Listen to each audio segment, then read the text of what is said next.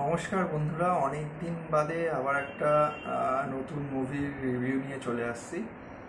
আহ, আমি জানি যে আমার ভিডিওগুলো ফ্রিকোয়েন্টলি দেওয়া হচ্ছে না। আমি চেষ্টা করব যে প্রতি সপ্তাহে এক একটা মুভি বা এক একটা ওয়েব সিরিজ সেই নিয়ে রিভিউ করা। এমনকি নতুন নয়, এমনকি পুরনো নানা ধরনের ওয়েব সিরিজ, শুধু হিন্দি বাংলা এরকম নয়, ইংলিশ ওয়েব সিরিজ বা ফ্রেঞ্চ ওয়েব সিরিজ, যেগুলোই হোক, যেগুলো আমার ভালো লাগবে, যেগুলো আমি দেখি, তো সেইগুলো নিয়ে ভিডিও করা। তো আজকে যে মুভিটা নিয়ে রিভিউ করতে চলে এসেছি সেটা হলো আমাদের বাংলা সিনেমা রক্তবীজ 2। রক্তবীজ 2 আপনারা সবাই জানেন, যেটা পুজোর সময় রিলিজ হয়েছিল। যার ডাইরেক্টর ছিল শিবপ্রসাদ, উইন্ডোজের মুভিস। তো শিবপ্রসাদ মানেই খুবই ভালো মুভি, এটাই আমাদের এক্সপেকটেশন থাকে বা রয়েছে। কিন্তু রক্তবীজ 1 আর রক্তবীজ 2 এই দুটো মুভির মধ্যে যদি আমি রিভিউ করি, অন্য মুভিগুলো ছেড়েই দিলাম, উইন্ডোজের অন্য মুভিগুলো ছেড়েই দিলাম, এই দুটো মুভির মধ্যে যদি রিভিউ করি, তো রক্তবীজ 1 হবে হলো 99, আর রক্তবীজ 2 সেটা হবে হলো 20, এরকম লেভেলের। মানে বুঝতে পারছেন তো কীরকম টাইপের রিভিউ করব, এখান থেকেই বুঝে যাচ্ছেন আপনারা। অভিনয় করেছে মিমি চক্রবর্তী, আবির, আর আমাদের ভিক্টর ব্যানার্জি, এছাড়াও আরও অন্যান্যরা ছিল। গল্পটা যদি আমি একটু বলি, যে রক্তবীজ 1 নর্মালি আপনারা দেখেছেন, যারা দেখেননি তারা গিয়ে এখনও ইউটিউব বা ইয়েতে পেয়ে যাবেন, আপনারা গিয়ে দেখে নিতে পারেন। তো রক্তবীজ 1 বা রক্তবীজ যেটা বলি, ওখান থেকেই গল্পটা এগিয়েছে। ভিক্টর ব্যানার্জি হলো আমাদের দেশের রাষ্ট্রপতি, আর এখানে যে নতুন ক্যারেক্টারটাকে ইন্ট্রোডিউস করা রয়েছে, যেটাকে রক্তবীজ বলে ইয়ে করা হচ্ছে, সেটা হলো আমাদের অঙ্কুশ। অঙ্কুশকে সত্যি কথা বলতে মোটেই মানায়নি। এখানে যদি অন্য কাউকে দিত ভিলেন হিসাবে, আরও বেশি ভালো মানাতো। অঙ্কুশকে ওই চকলেট হিরো টাইপের রোলেই ঠিক লাগে, এইসব রোলে মোটামুটি নয়। তো গেল, এবার গল্পটা নিয়ে একটু আলোচনা করি। গল্পটা হলো যে আমাদের রাষ্ট্রপতি হলো ভিক্টর ব্যানার্জি, যে পার্টটা রোল করছে। তো উনি যাবে হলো বাংলাদেশে একটা ট্যুরে।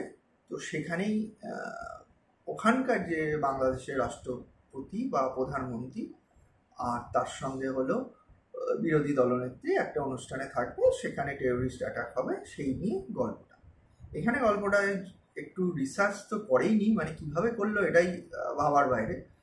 কারণ দেখাচ্ছে যে এখান থেকে আমাদের টিম রাষ্ট্রপতির সঙ্গে গেছে একটা কেসে, ওখানে গিয়ে এই ইনভেস্টিগেশনটাও চলছে যে এখান থেকেই কিভাবে প্ল্যানিং করা হয়েছে, করে ওখানে অ্যাটাক করা হবে। তো সেই নিয়ে গিয়ে ওরা ওখানে গিয়ে ওখানকার টিম বা ওদেরকে না জানিয়ে কাজ করা শুরু করছে। মানে একটা জবা খিচুড়ি সব একসঙ্গে করে দিয়েছে বাংলা ভাষা বলতে গেলে।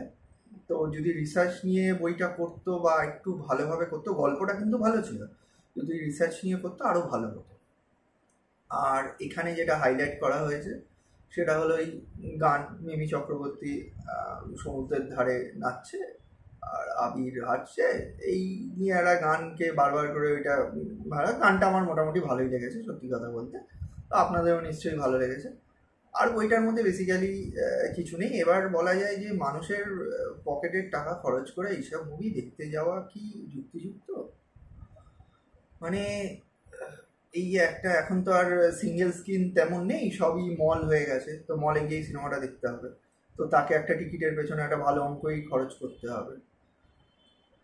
তো এরকম টাইপের সিনেমা তো আমরা এক্সপেক্ট করি না, তার জন্য তো আমরা ভালো টাইপের সিনেমা এক্সপেক্ট করি, যেটা আমরা হলে গিয়ে 2.5 ঘন্টা একটু ভালো করে দেখতে পারবো, 2.5 থেকে 3 ঘন্টা একটু ভালো করে দেখতে পারবো, ভালো একটা গল্প, ভালো একটা স্টোরি, ভালো অভিনয়, এগুলো থাকবে। তো শিবপ্রসাদ বাবু, আপনাকে বলছি, আপনি একটু ভালো রিসার্চ করে করুন। আপনি তো এর আগেও অনেক ভালো ভালো সিনেমা দিয়েছেন, আপনার কত ভালো ভালো সিনেমা আছে, প্রাক্তন, কণ্ঠ, দুর্দান্ত।